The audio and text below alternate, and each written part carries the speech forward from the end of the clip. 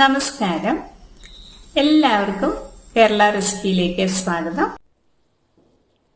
കാട fry, special കാട fry ഇതെങ്ങനെ ഉണ്ടാക്കാമെന്ന് നമുക്ക് നോക്കാം. ഇവിടെ ഒരു 2 കാട എടുത്തിട്ടുണ്ട്. ഇത് നല്ല രീതിയിൽ ക്ലീൻ ആക്കിയതാണ്. പിന്നെ അല്പം ദശയുള്ള സ്ഥലങ്ങളിലെല്ലാം ഇതുപോലെ ഒന്ന് വരഞ്ഞു കൊടുത്തിട്ടുണ്ട്. ഇനി നമുക്ക് ഇതിനൊന്ന് അരപ്പ് വരട്ടാം. ഇത് കാശ്മീരി മുളകാണ്, അത് 1 സ്പൂൺ ഇടുന്നുണ്ട്. അതുപോലെ തന്നെ ഇത് എരിവുള്ള മുളക് പൊടി,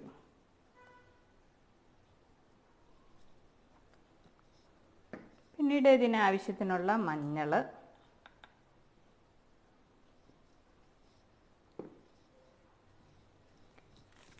കുറച്ച് കറിവേപ്പില ഒന്ന് നുറുക്കിയിട്ട് കൊടുക്കാം.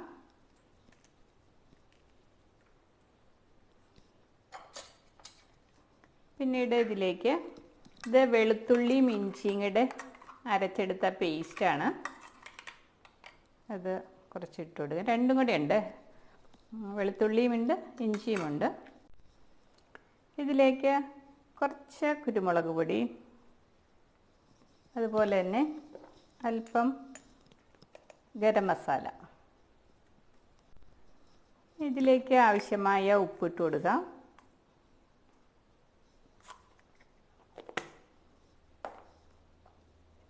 പിന്നീട് ഇത് വെളിച്ചെണ്ണയാണ്, കുറച്ച് വെളിച്ചെണ്ണ,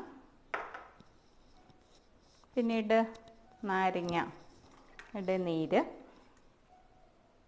ഒരു ചെറിയ നാരങ്ങയാണ്.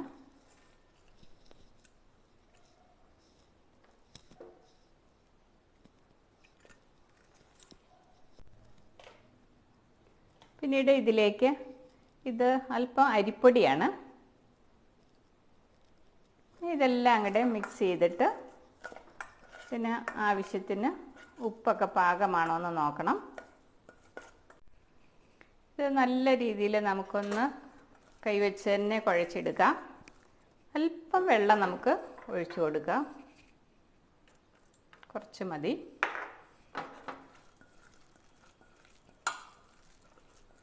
അപ്പോൾ ഇതിൻ്റെ ഉപ്പൊക്കെ പാകമാണ്. ഇനി നമുക്കിത് ഒന്ന് ഇതിലേക്ക് നല്ല രീതിയിൽ പുരട്ടി വയ്ക്കാം. ഇതിപ്പോൾ നല്ല രീതിയിൽ അരപ്പൊക്കെ പുരട്ടി വെച്ചു. ഇനി നമുക്കിത് മൂടി വയ്ക്കാം.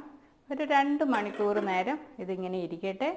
അതല്ലാന്നുണ്ടെങ്കിൽ തലേ ദിവസം നമുക്ക് ഇതുപോലെ മുളകെല്ലാം പുരട്ടി ഫ്രിഡ്ജിൽ വെക്കാവുന്നതാണ്. എന്നിട്ട് പിറ്റേ ദിവസം നമുക്ക് ഉപയോഗിക്കാം. ഇതൊരു 2-3 മണിക്കൂറോളം നമ്മൾ മുളകൊക്കെ പുരട്ടി വെച്ചിരുന്നു.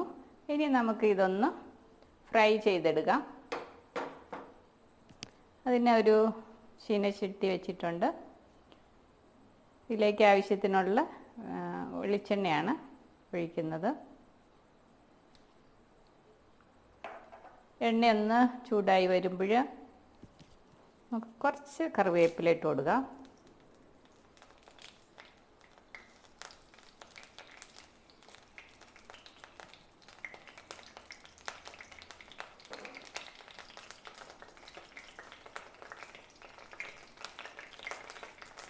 ഈ കാട് അല്പം ഒന്ന് മുങ്ങിക്കിടക്കണം, ആ രീതിക്ക് വെളിച്ചെണ്ണ ഒഴിക്കണം കേട്ടോ. ഇപ്പോൾ കാട് ആയതുകൊണ്ട് അധികം വെളിച്ചെണ്ണയുടെ ആവശ്യമില്ല, ചെറുതല്ലേ. ഒരു ചിക്കൻ പീസിൻ്റെയൊക്കെ അത്രയല്ലേ ഉള്ളൂ. നമുക്ക് ഇതിട്ട് കൊടുക്കാം.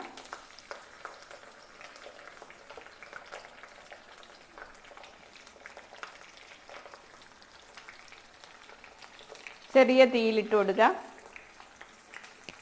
തിരിച്ചും മറിച്ചും ഒരു വശം ആയി കഴിഞ്ഞിട്ട് അടുത്ത വശം നമുക്ക് മറിച്ചിട്ട് കൊടുക്കാം. ഇതിപ്പോൾ ചെറിയ തീയിൽ ഒരു വശത്ത് കിടന്ന് മൂക്കട്ടെ.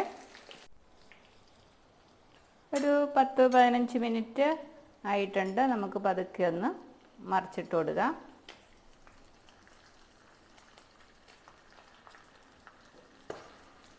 നമ്മൾ മറിച്ചിട്ടിട്ടുണ്ട്. ഇനി അത് ഒന്നുകൂടി മുരിയട്ടെ. ഈ സമയത്ത് ഒരു മിക്സിയുടെ ജാർ എടുത്തിട്ട് ഇതോ കുറച്ച് അധികം തന്നെ ചുമന്നുള്ളി എടുത്തിട്ടുണ്ട്. അത് ഈ മിക്സിയുടെ ജാറിലേക്ക് ഇടുകയാണ്.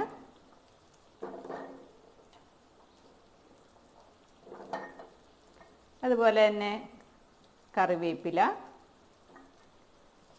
അതുപോലെ ഒരു 5 ടല്ലി വെളുത്തുള്ളി, 2 പച്ചമുളക്, അതുപോലെ ഈ വറ്റൽമുളക് ഒരു 4 വറ്റൽമുളക്. ഇത് മിക്സിയുടെ ജാറിലിട്ടിട്ട് ഒന്ന് ക്രഷ് ചെയ്തെടുക്കണം. ഞെട്ടൊക്കെ ഒന്ന് കളഞ്ഞേക്കാം. ഒരുപാട് അരയരുത്. ഇതുപോലെ ഒന്ന് നല്ല രീതിയിലൊന്ന് എല്ലാം ചതഞ്ഞ് വന്നിട്ടുണ്ട്.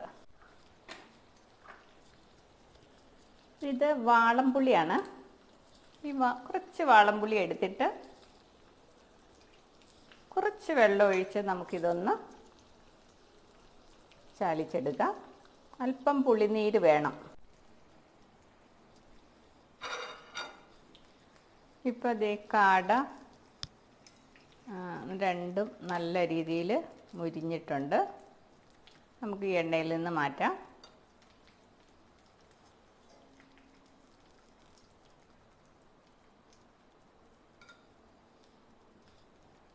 ഇനി നമുക്ക് ഇതിലുള്ള ആ അരപ്പൊക്കെ വീണതൊക്കെ ഒന്ന് കോരി മാറ്റാം.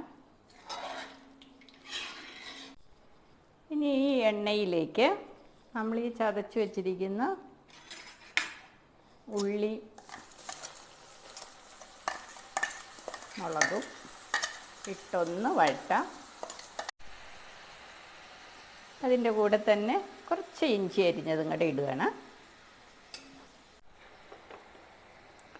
ഈ ഉള്ളിക്ക് ആവശ്യമായ ഉപ്പ് ഇട്ട് കൊടുക്കാം. കാടയ്ക്ക് നമ്മൾ ഉപ്പ് പാകാക്കിയിട്ടതാണ്. അപ്പോൾ ഈ ഉള്ളിക്ക് പാകത്തിനുള്ള ഉപ്പിട്ടാൽ മതി. പിന്നീട് അതിലേക്ക് നമ്മളിവിടെ പുളി പിഴിഞ്ഞ് വെച്ചിട്ടുണ്ടല്ലോ, അത് ഈ ഉള്ളിയുടെയൊക്കെ പാകത്തിന് ഒഴിച്ചു കൊടുക്കുക. ഒരുപാട് വേണ്ട. നമ്മുടെ ഉള്ളി മുളകും മൂത്തിയിട്ടുണ്ട്, ഇതാ മുരിഞ്ഞ് വന്നിട്ടുണ്ട്. അല്പം പുളിയും ചേർത്തല്ലോ. അപ്പോൾ ഇത് നമ്മൾ ടേസ്റ്റ് ചെയ്യുമ്പോൾ നമ്മൾ ചുമന്നുള്ളിയും മുളകും കൂടി ചതച്ച് അല്പം പുളിയും ചേർത്തൊരു ചമ്മന്തി ഉണ്ടാക്കില്ലേ, അതിൻ്റെ ടേസ്റ്റാണ്. ഈ ഇട്ടിരിക്കുന്ന ഉള്ളിക്ക് ചേരത്തക്ക രീതിയിൽ മാത്രം പുളി ചേർത്താൽ മതി. ഇതിലേക്ക് ഇതാ ഒരു നുള്ള് പഞ്ചസാര ഇടുന്നുണ്ട് കേട്ടോ. പിന്നീട് ഇത് കാശ്മീരി മുളകാണ്, ഒരു കളറ് കിട്ടാൻ വേണ്ടിയിട്ട് ഇട്ട് കൊടുക്കുകയാണ്. ഇത് എരിവിനല്ല, അധികം എരിവില്ല.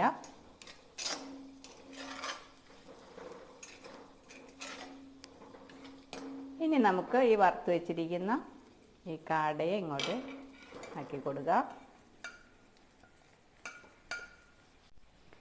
ഇനി ഇതിലേക്ക് കുറച്ച് കറിവേപ്പിലയും, അതുപോലെ തന്നെ ഇത് സവാളയാണ് ചെറുതായിട്ട് അരിഞ്ഞത്, കുറച്ചിട്ട് കൊടുത്താൽ മതി.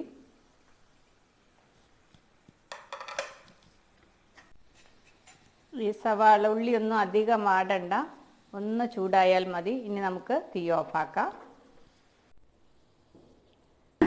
എല്ലാവരും ഒന്ന് ട്രൈ ചെയ്ത് നോക്കണം. നന്ദി.